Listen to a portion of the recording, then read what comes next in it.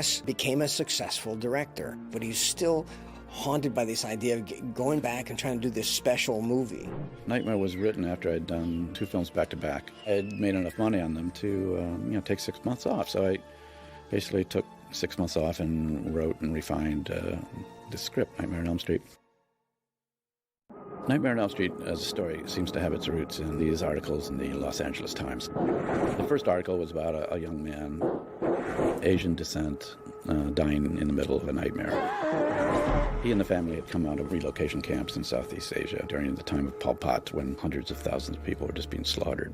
About a year later, there was a second article. Then about 6 months later, the third, and the third one just got me.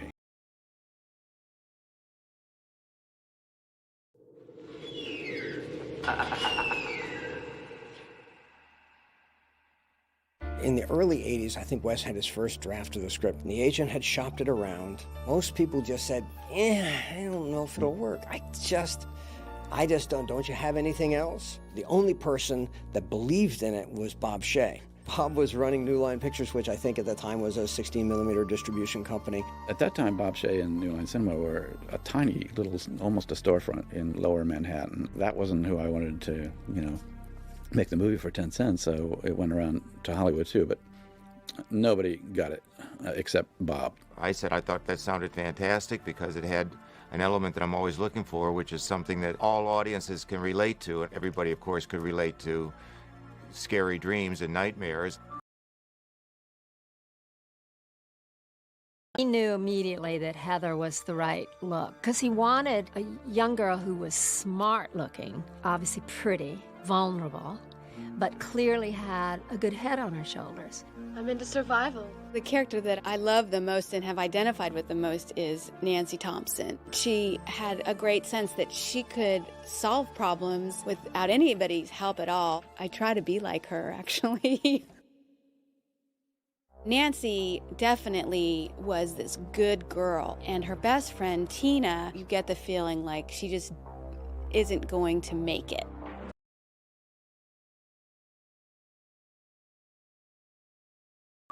There are so many horror films that have used the dream motif.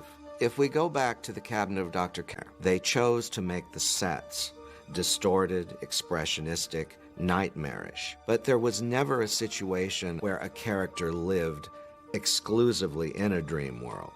Since I was in college, I've been writing down dreams and remembering my dreams, so I was kind of familiar with the whole landscape.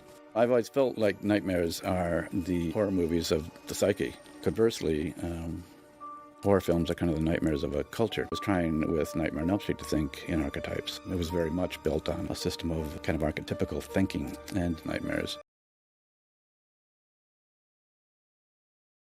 And then it was a matter of just kind of designing him. By that time, Halloween had come out and Friday the 13th had come out, and they both were very powerful and successful films, and they had somebody in a mask. And at a certain point I thought, kill him in fire, and then he can have a mask of just scar tissue, and yet he'll be able to be articulate. Fred Krueger, Mom. Fred Krueger. Freddy, the name, was the name of a kid who used to beat me up quite frequently. Krueger sounded very German and reminded me of one of the big war plants in Nazi Germany, and also it was an extension of Krug, who was the lead character in Last House on the Left. Freddy's hat was exactly the hat of a man who had scared me when I was a little kid, who I think was a drunk walking down the street.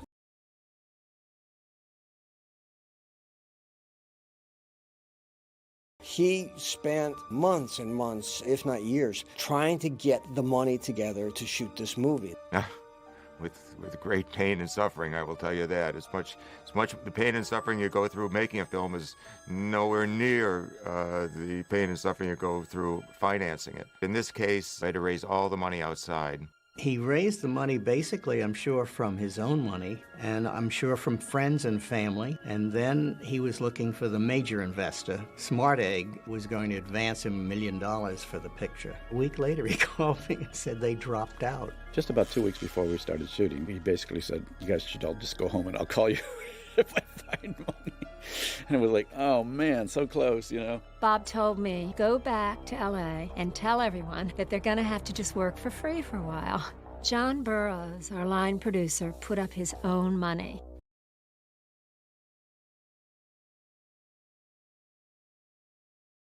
It was going to be a lot of fun to play this character. I thought, the makeup is so extensive that I need some humanity. And my eyes, my darting little beady eyes will be the humanity.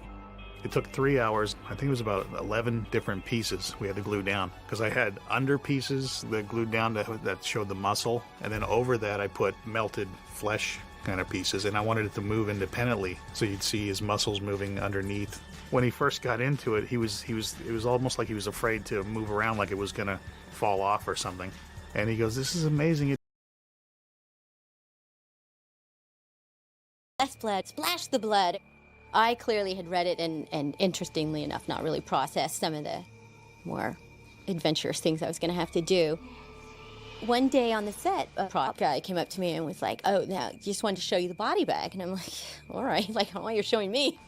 That was awful, being in that body bag. Your psyche does not want to be in that bag. You hear about body bags, you're just not supposed to be in one. Also because I was sharing it with creatures. I thought I was going to fall out. This has a lot of elements to it that seem really dangerous.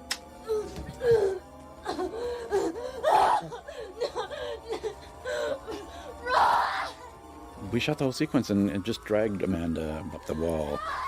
It just was the spookiest thing in the world. The only thing was, as soon as anybody walked into the room, they got totally nauseous because it was so disorienting. I look up and there's the bed above me. Completely freak out. I get complete and utter vertigo and I start to feel that I'm falling. Wes's head comes through this hole in the floor and he's like, "Look, I am standing on the floor. This is my head. You're on the floor. You're looking right at me." Nightmare on Elm Street is a bona fide classic in the same pantheon as The Exorcist, Psycho, and Night of the Living Dead. Freddy certainly was a star, kind of the father figure who takes delight in killing innocents and delights in evil. He became a character in American horror, the equal of Frankenstein and Dracula.